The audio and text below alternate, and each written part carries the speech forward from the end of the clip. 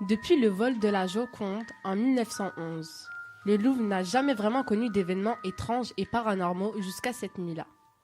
Comme chaque année, ce samedi 19 mai 2018 est organisée une visite nocturne du musée du Louvre. Tous seront stupéfaits de tout ce que cette soirée leur réserve. La soirée commence. Les visiteurs et même le personnel sont émerveillés par les œuvres qu'ils voient et par les salles du musée du Louvre. Pour cette visite nocturne tant attendue, les premiers au rendez-vous sont les étudiants comme Madison. Mais plusieurs événements qui se déroulent exactement au même moment vont bouleverser le bon déroulement de la soirée. Écoutez plutôt. Il y a d'abord Teddy, l'électricien de toujours. Je suis dans une salle pour vérifier le bon fonctionnement électrique qui est à côté d'une salle du Louvre. Pour y accéder, je dois passer par une petite porte cachée dans la salle. C'est une pièce très sombre, petite et humide. Je suis éclairée que par ma lampe torche et par l'entrebâillement de la porte. Soudain, je touche un fil et une étincelle éclate. Les lumières de la pièce voisine commencent à clignoter. Je sors de la pièce pour voir ce qu'il se passe et je remarque que toutes les lumières clignotent. Je retourne donc dans la pièce où j'étais pour essayer de voir le dysfonctionnement qu'il y a. Au même moment, Toriko et Kevin, deux collègues et amis, sont agents de ménage et charpentiers. Ils se confessent sur leur fatigue et leur colère à l'égard du directeur. Je suis vraiment fatigué en ce moment. Moi, c'est le directeur qui commence à me monter à la tête. Tout ça parce que j'ai posé une mauvaise charpente. Toriko et moi, nous nous asseyons à côté d'un sarcophage. Je propose une idée pour me venger du dirlo, mais au moment où je parle, un bruit sourd et effrayant vient m'interrompre et une seconde après, une lumière éclate et une autre clignote. Au même moment, une famille, celle d'Henry Smith, est présente dans la salle 08. J'ai 32 ans. Je vis à Londres avec ma femme et notre enfant Henry Junior, âgé de 6 ans. Ma famille et mes ancêtres étaient riches. Ils avaient de nombreuses entreprises et de biens de grande valeur. En particulier des tableaux, l'un d'entre eux est d'ailleurs exposé au Louvre depuis longtemps. J'ai donc proposé à ma femme et mon fils de faire un séjour à Paris pour le découvrir.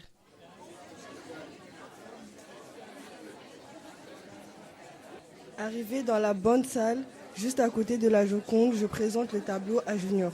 N'es-tu pas subjugué par cette œuvre? Elle est merveilleuse, imposante et formidable. J'espère que tu n'es pas déçu. Oh non, papa, je ne suis pas déçu. Je suis ravi que tu sois heureux d'être là. Le tableau, il est trop beau, papa. Je peux le toucher? Non, il ne faut pas le toucher, le tableau, Junior. Mais papa... J'ai dit non, fiston. Allons-y maintenant. Sur ces paroles, le papa s'en va pensant être suivi par son fils. Mais quand il se retourne, il voit son fils toucher le tableau. Il crie. Non! Suite à tous ces événements, l'alarme retentit et les portes de la salle 08 se ferment. Une trentaine de personnes se retrouvent enfermées. Une partie du personnel du musée, dont Toriko et Kevin, court rejoindre Teddy et se dépêche d'aller devant la porte de la salle 08. Teddy, une lumière a éclaté, une autre dysfonctionne. Tu peux venir voir? Je ne peux pas régler ce problème, car les portes de cette salle sont fermées, pour une raison que je ne comprends pas. Si vous voulez, j'ai les clés de toutes les portes, moi. Moi aussi, j'ai les clés et Teddy pareil. Ne t'inquiète pas, si le problème vient des clés, ce serait déjà résolu. Oui, vous imaginez bien que j'ai déjà essayé d'ouvrir la salle avec les miennes, mais aucun résultat. Je ne sais pas ce qu'on va faire. Soudain, un bruit aigu se fait entendre. C'est le talkie de Lisa qui disjoncte carrément. Peut-être un problème de fréquence. Lisa est une gardienne et elle est intriguée par une œuvre. Enfin, je suis relayé par un autre gardien pour pouvoir prendre congé. Sur une chaise dans un coin, je m'assois et attends. Un tableau intitulé La bataille de Casanova m'intrigue. Après quelques rapides recherches sur mon téléphone, je m'aperçois qu'on sait très peu de choses sur cette œuvre. Ce n'est qu'elle représente ni plus ni moins qu'une scène de bataille sûrement imaginaire. Pourtant, les personnages de cette histoire étaient venus au musée pour vivre un moment agréable et serein. C'est aussi le cas de Julia Andrus. Je suis une jeune copiste, je me rends au musée du Louvre pour choisir le tableau que je vais copier pour mon exposition qui a lieu dans un mois. Mais c'est la panique quand je vois les portes de la salle 8 se fermer. Je me poste devant et tout va bien, appelle de toutes mes forces pour voir si tout le monde va bien. Pourtant, pendant cette nuit au musée, tous les employés étaient prêts. Ils étaient d'ailleurs mis à l'épreuve par le directeur. Me balader entre les murs du musée est mon plus grand plaisir, mais j'inspecte en même temps le travail de mes employés. Voir toutes les œuvres que possède ce musée me rend heureux. C'est une chance qu'a la France. Mais il y a bien quelque chose qui me dérange, c'est l'importance accordée à la Joconde. Il y a des centaines d'œuvres plus impressionnantes qu'elle. Pourquoi celle-là? Les Noces de Cana, par exemple, elle est une œuvre exceptionnelle. C'est pourquoi j'ai demandé à ce qu'elle soit déplacée. Bizarrement, c'est la première fois qu'il y a moins de gens pendant cette nuit. Les autres années, il y avait beaucoup plus de personnes. Cette nuit-là, J'avais le pressentiment qu'il allait se passer quelque chose et j'avais raison. Devant les portes fermées, j'interpelle l'un de mes employés, Charles Wilson. Tiens, le directeur est là. Il se déplace, ça a l'air grave. Gardien, essayez d'ouvrir cette porte pour libérer les pauvres personnes qui sont enfermées dans le noir. Quoi? J'essaye d'ouvrir la porte, mais impossible. J'apprends que mon ami Georges fait partie des personnes coincées dans cette salle 8. Je lui crie: Georges, n'aie pas peur, tout va bien, on va vous sortir de là. Pourtant, pendant cette nuit au musée, les premiers étaient au rendez-vous, comme Madison, étudiant. Je suis enfin arrivée au Louvre. Je compte sur tous mes cours de français à l'université pour pouvoir m'en sortir à Paris. J'espère que je trouverai ce que je suis venue chercher. Mais avant de trouver quoi que ce soit, j'entends des bruits venant de la salle 8. Je cours et j'entends qu'une dizaine de personnes sont enfermées dans la salle. Je pense alors très fort à la petite fille dans le tableau que j'aime tant. Elle doit vraiment s'inquiéter d'être enfermée. Autour de moi, quelques personnes essayent de faire quelque chose, mais en vain. Pour certains, cette nuit était comme un test. Jean Dubois, un gardien de nuit de 27 ans, était évalué cette nuit par Rick Sanchez, un futur retraité âgé de 70 ans. Je suis content d'avoir pu trouver un emploi au musée. Je suis formé par Rick Sanchez, un vieil homme que j'admire beaucoup. Quand j'entends l'alarme retentir, je vois les portes de la salle se fermer. Quelques minutes plus tard, nous essayons d'ouvrir les portes, mais rien n'y fait. Je décide alors de taper à la porte pour voir si tout va bien. Rick est à côté de moi, j'ai beaucoup d'admiration pour lui, mais là, il a l'air anxieux. J'aimerais trouver un moyen de les sortir de là, mais je ne sais pas quoi faire pour les aider. Azalée, une horlogère, travaille au Louvre et aime se balader dans les salles à la découverte des œuvres. Je travaille en tant qu'horlogère depuis bientôt 1 an au musée du Louvre. Comme à l'accoutumée, ma journée se passe lentement. Une continuelle routine, sans aucune distraction. Devant ces portes de la salle 8, je ferme les yeux, je déglutis, et m'efforce de rester calme. Depuis un moment, je cherche une solution, mais rien, pas une faille. Les portes restent mystérieusement fermées. Je regarde à travers les interstices de la porte, et j'arrive à voir une femme qui a l'air affolée devant la Joconde. Sa collègue Lounette a, elle, pendant cette soirée, un rendez-vous avec un grand horloger. Je suis stagiaire et j'ai 25 ans. Je suis venue voir une horloge pour apprendre quelque chose sur elle. J'ai un rendez-vous avec M. Wilson. Mais j'ai à peine le temps de voir M. Wilson que derrière des portes fermées, j'entends des bruits. Il y a des personnes coincées de l'autre côté. Les personnes qui sont avec moi et moi-même essayons de trouver des solutions pour les sortir de là. On entend des bruits vraiment bizarres derrière la porte fermée. Les personnes parlent bizarrement. De les voir coincés dans le noir devant le radeau de la Méduse m'effraie. J'ai peur pour eux, je ne voudrais pas être à leur place. Teddy, l'électricien, s'aperçoit d'autre chose.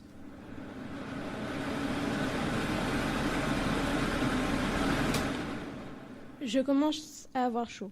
Je remarque que la climatisation ne fonctionne plus. Je retourne dans la salle où j'étais avant pour essayer de réparer la climatisation et le court-circuit. Jean Dubois trouvait Rick anxieux, il avait raison. Avec les autres gardiens, on essaie d'ouvrir les portes avec des coups répétés. Cette situation me stresse énormément. Avec mes problèmes de santé et mon grand âge, j'ai pris l'habitude pour compenser d'avoir des poires et du raisin sec dans mon sac. Il faut que je mange. Sentant mon cœur s'emballer et des gouttes de sueur poindre à mon front, je m'isole dans un coin et commence à manger quelques raisins. Je crois que c'est à ce moment-là que je perds connaissance. Pourquoi? On ne sait pas, mais certes, cette perte de connaissance rappelle à Grégory, le directeur du Louvre, ce moment dans les noces de Cana où le Christ transforme l'eau en vin. Enfin, sans s'en rendre compte, la foule partageait la nuit avec un cambrioleur. Pistache venait avec son frère pour un but précis. Pour se débarrasser de ses dettes, mon frère a la magnifique idée de voler des œuvres au musée du Louvre. Pour faire des repérages et m'expliquer son plan, il m'invite donc à l'accompagner à la visite nocturne du musée. Avant le repérage, on voit une foule de personnes effrayées par une alarme qui retentit. En essayant de récupérer une arme, derrière une sculpture, je fais tomber l'œuvre. Un grand boom, je peux entendre. À croire que la délicatesse n'est pas génétique. La foule me regarde, le stress monte, je veux partir mais mes jambes se fixent au sol et ne veulent pas bouger. Par stress, je m'enfuis en courant très vite. Les gardiens ont enfin réussi à ouvrir les portes. Henry Smith se précipite alors vers son fils qui lui est recroquevillé sur lui-même en pleurs. Les deux parents soulagés bombardent Junior de bisous. D'autres personnes sont curieuses de savoir ce qui s'est passé dans cette salle, comme Julia. Quand les portes se sont ouvertes, les visiteurs avaient l'air tétanisés et beaucoup avaient les larmes aux yeux. Je décide donc d'entrer dans la salle, j'avance et je m'arrête devant le radeau de la Méduse. J'ai toujours éprouvé du dégoût pour cette œuvre. Manger des gens alors que l'être humain peut survivre physiologiquement sans manger pendant plusieurs jours. Soudain, je sens un souffle frais et je remarque comme du sang par terre au pied du tableau. Est-ce que tout cela est réel ?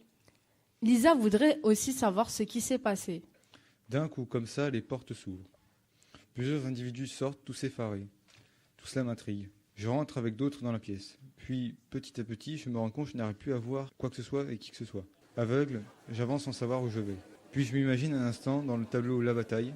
J'ai l'impression que tous ces soldats se ruent vers moi. Se croyant déjà morte, elle hurle de douleur imaginaire. Elle perd totalement ses repères. Elle tombe et s'évanouit. Jean Dubois se pose des questions. Je décide de rentrer dans la salle. Et je sens des choses étranges dans cette salle. J'ai l'impression que 2 tableaux ont changé de place. Tout comme le directeur. J'aperçois la porte s'ouvrir. Je décide de rentrer dans la salle pour m'assurer que toutes les personnes vont bien, mais en entrant, c'est moi qui ai une drôle de sensation. Enfin, Teddy l'électricien n'y comprend plus rien. J'entends les portes se réouvrir. Comment elles se sont ouvertes? J'en ai strictement aucune idée. Je sors de la pièce et me dirige vers la salle qui était fermée il y a quelques instants. Je me rapproche du tableau des noces de Cana, mais quelque chose cloche. J'entends les murmures des personnages et le grognement du chien qui ronge son os. Tout cela est étrange, trop étrange. J'ai la nette impression d'avoir des hallucinations. Mais pourquoi? Est-ce un rêve ou la stricte vérité? Tant de questions sans réponse. Quand les portes s'ouvrent, nos personnages qui ont tout fait pour aider celles qui étaient enfermées sont dans la confusion totale. Ils aimeraient éclaircir ces mystères qui resteront irrésolus. Et comme toute bonne chose a une fin, il est temps pour nous de vous quitter. Et n'oubliez pas, si un jour vous allez au musée du Louvre, faites attention où vous mettez les pieds.